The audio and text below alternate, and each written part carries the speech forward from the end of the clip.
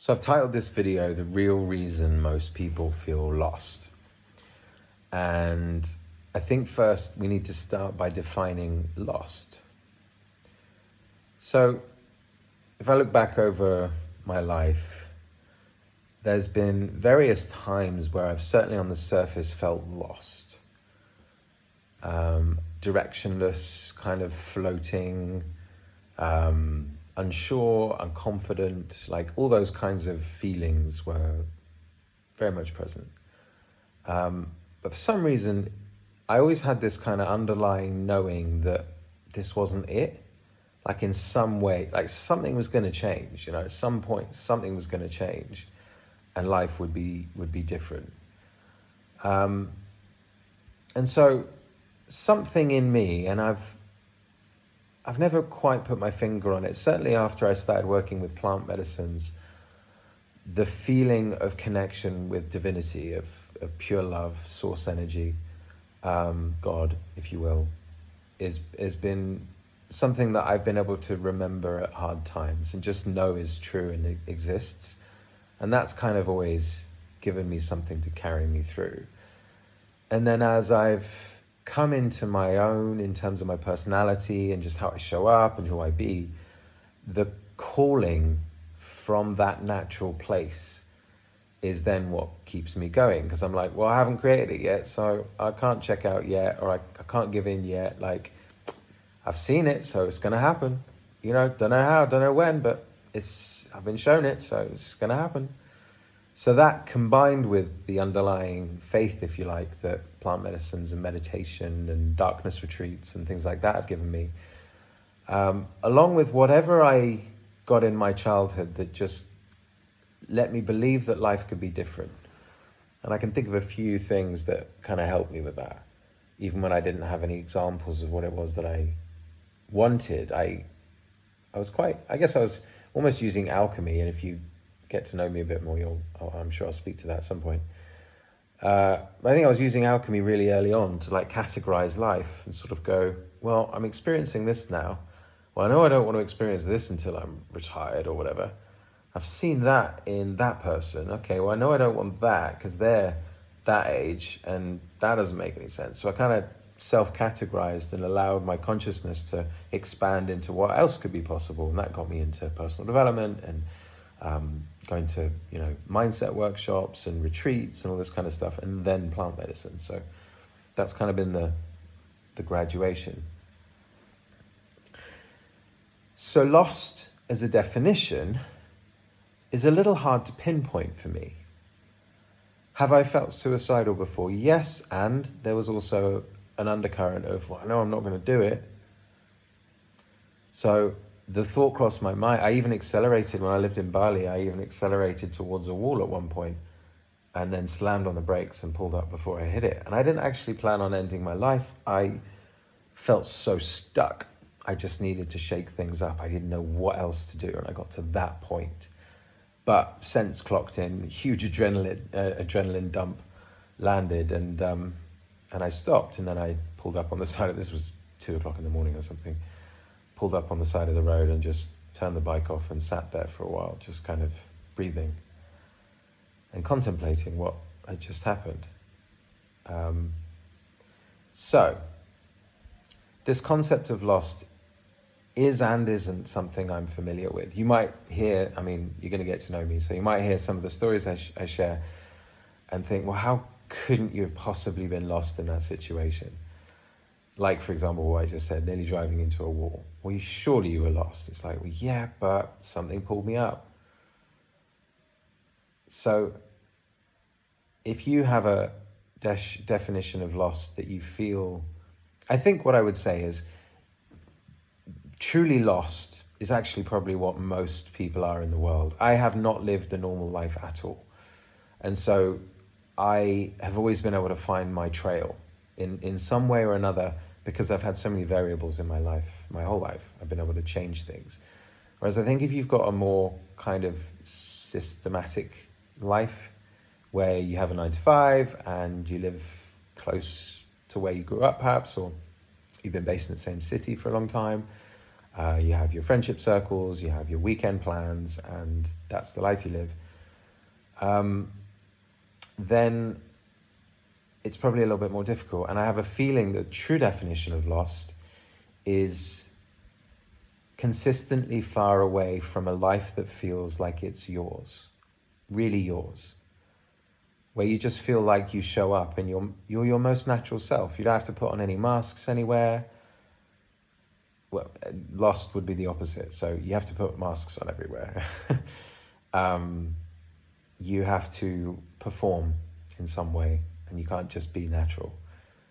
You have to reel off or use every day a bunch of skills that you've learned because you had to, instead of because you really wanted to, and it felt like this is who I am and this is a great way to express who I am. If you live life like that and you're not then you're not in alignment, then you're probably feeling quite lost quite a lot of the time. And that might show up with anxiety, it might show up with just a deep sense of grief because you don't feel like your life is who you are. I'd say that's lost. So, why is everyone so lost? Well, it's pretty straightforward. There is a multi-trillion-dollar machine that's designed to keep everyone feeling lost so that they're easily controllable because they're not sovereign. They're not in control of their own decisions. They make things based on fears, based upon what the TV's told them they might like, what advertising campaigns have said, what times of the year have said even. There's so many programs running in the general consensus of, the mass populations, the zeitgeist, if you like. There's so many programs running that just aren't true. I mean, they're just programs, so you can choose to unplug from them. And it really is that straightforward. It's not necessarily easy, but it's very straightforward. We're all running programs that don't serve us because we learned things during times that those programs were necessary to survive in the environment that we found ourselves in. It doesn't mean they're true. And they're generally just inherited from parents that didn't know any better as well. There's nothing against anybody. It's just that we're all on this journey and we're all expanding our awareness and our capacity for information and experience, feelings, to let more of it all in. I've lived all over the world now and experienced so many different kinds of people and cultures and ways of doing things and language patterns and all kinds of different variables. And all it does is continue to show me that none of us have really got a fucking clue. And we're just doing our best with what we know. And so when there's massive budgets to coerce people's thinking and belief systems into directions that enable certain entities to profit massively from your attention, your currency, your focus, your energy, your health, your name it, then the chances of not being lost aren't that great. And if you're someone who's already broken free of certain patterns and programs and structures and systems designed to keep you less than who you could be, then fucking well done. Because I think the whole COVID thing was a good wake-up call, but fundamentally, there's not that many people that think truly, I'm going to say truly authentically. Authentic thinking is nuanced, it's unique. Authenticity means uniqueness. It means that it's original. And there ain't that many original people in the world. There's a lot of people that kind of give this veneer of originality, but actually it's popularity as well. It's actually designed to fit into just a more popular crowd, a crowd where there's maybe more money or there's maybe more opportunity or more leverage or something, but there's an agenda that's still there in terms of their character development. It still comes with an agenda. And so true authenticity and therefore uniqueness and therefore sovereignty and therefore stability, actually, it's all linked because it's most true, is really rare. And for good reason. Like I said, trillions and trillions of dollars pumped into these huge, wide webs of infrastructures to keep us from really knowing who we are.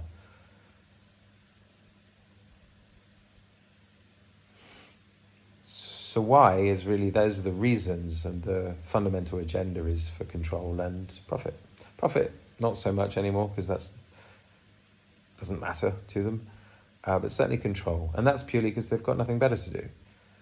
You think about it, if you have all the money in the world and you can do literally whatever you want, whenever you want, well, especially if you've come from legacies of people who've had that kind of control and power and influence for a really long time, so you've never known anything else, it's quite hard to come up with games that are kind of interesting anymore. So this is the other thing I think people need to realize, is that we need to stop demonizing people, because if we put them on any kind of pedestal, whether that's a good pedestal or a really negative pedestal, we're still pedestalizing them, which means we're still giving them our focus, which means we're still giving them our energy, which means we're still validating their existence. We must collectively, and this can start as small as is necessary, we must tune into our sovereignty to choose what we pay our attention to and what we focus on. And by doing so, and especially when that gathers momentum within ourselves and we become confident in it and we become stable in it, as I'm doing with my stuff now, then others can witness that and experience it and go, yeah, cool, I'm in. Like what this person's talking about, that feels good. That makes sense. And then more people join and more people join and more people join. And suddenly you have a genuine collection of people. And especially if the people leading these kinds of movements come from the heart. And so they're not coming from a place of like hustle or like fight, like against any, no, we're just focusing over here instead. This just looks like a way more fun reality for us to co-create. So we're going to do that. Then eventually, enough of that energy and focus and attention and so on is on something else, that existing stuff just withers away. And it doesn't mean that it doesn't go without a fight, and we're seeing that. The world is as crazy as it is right now because of exactly that. The old guard, if you like, have the control systems are fracturing, and so they're ramping up their efforts to put a lid on it. Which, I get it. Like, I don't condone it, but I get it. Of course. Put yourself in their shoes for a moment. You grow up in families that from a very early age, you were conditioned to believe that you were superior to everybody else. You've lived an entirely isolated existence from normality in every single way. You have had unlimited wealth since the day you can remember. There was never anything that wasn't possible in your reality. And you were told and conditioned very, very diligently to continue the dynasty, to manage the empire, to continue evolving the levels of control and ownership that the dynasty has. I'd be pretty pissed too, because I'd be exactly that. And so would you, most likely. You may have chosen different lessons and so on as a soul to come into those existing structures, but chances are you'd have succumbed to the same conditioning and you'd come out pretty much the same. So we can't hate on people, and I think this is what we're really learning in the world, is that, there's a lot of opinions flying around right now about all kinds of things, and some of them are hilariously nonsense, and a lot of them, 99.99999% of us can't have any real educated understanding of one choice over the other. Why? Because it isn't happening right in front of us. We're witnessing everything through the lens of our biases, our experiences up until this date, the conditioning that we have from our parents and our early environments, etc., and propaganda machines on both sides. In the UK, in the US, in Germany, in every single country. It's all just noise. And there's an undercurrent under everything else that's always taking us in a direction that's controlled by people that are behind the scenes. So again, it's like, yeah, there's some kind of cool stuff happening and it's just all noise. And it's probably just accelerating certain things that we spoke of earlier. So really, really, really learn how to direct your attention. Learn how to accept whatever it is that you witness outside of you that doesn't feel good or that doesn't seem preferable to you. Learn how to just accept it. If you can do anything about it, if in an emergency, for example, someone's getting attacked and something comes online within you where you're like, oh, I've got to stop this, fucking lean in, go for that. And the vast majority of things that are happening outside of you that you're witnessing through this device, that you have no influence over them. You have no power. So if you must observe them, witness them, accept them, and then let them go. If you must, the best thing you can do is just stop paying attention to it. But you might have to wean yourself off. Cold turkey in anything is always, there's always detox afterwards. It can be a bit messy. So just understand that you're not doing yourself any good by giving your focus and attention to all this stuff. No matter if you think it's good, even, because the chances are there's a massive pendulum swing coming again in I don't know when, but at some point. Because this is crazy what's happening, crazy. There's going to be a huge fallout at some point, huge. And I don't think a lot of people realize that. So learn how to own your attention and point it in the direction of what it is that you choose. I can't remember the title again now. Something about, oh my word. This is the thing is I knew the title and then I riffed and then the riff goes in this direction, but I'm not going to edit anything because I just want to be real with you all, always. We'll probably do like a proper vlog style thing at some point, once sort of, the build starts and once various different aspects of things start coming online. But until then, it's just me and my phone, my iPhone 12, I think, and a red button. Lost. Why do we feel lost? I think I covered that. And how do we feel not lost? Well, we learn how to be who we are. We learn what it feels like to be sovereign. We take ourselves into situations that enable the letting go of the masks and the versions of us that we have practiced for too long and are getting tired. And when we actually learn how to die while we're still alive, because that's what it feels like sometimes, it really can feel like you're dying. You ain't, you're just letting go of a part of yourself. Just know that you'll be okay on the other side. Anyone who's done psychedelics knows exactly that. Joe Rogan said it, I think, in one of his stand-ups. Edibles are going to make you think you're going to die, but you'll be fine. Something like that. And that's what the death of the ego can feel like sometimes. It can make you feel like you're literally dying because who you think you are is in some way. But you'll be fine. And you'll have so much more space to fill with the true you afterwards. So honor those periods. Allow those periods to cocoon you so that you don't just fill the void that letting go of something creates with noise, with more distraction, with, oh, it's so scary, I've got all this space and I need to just fill it with addiction and stuff. Let it be for a while. Be bored even. Let boredom be something that you're familiar with. And you will find and tap into a level of creativity and resourcefulness within you like you never knew was even possible. And then you'll be initiated into alchemy. You'll be initiated into what it really means to live in harmony with life. Because you'll learn how to trust life that much more. You'll learn how to trust yourself in life that much more.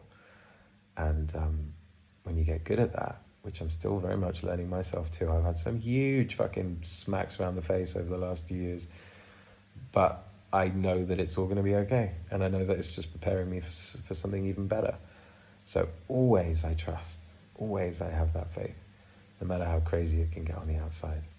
And if you do, your life really will become this fascinating journey that you could never, ever have even thought to plan.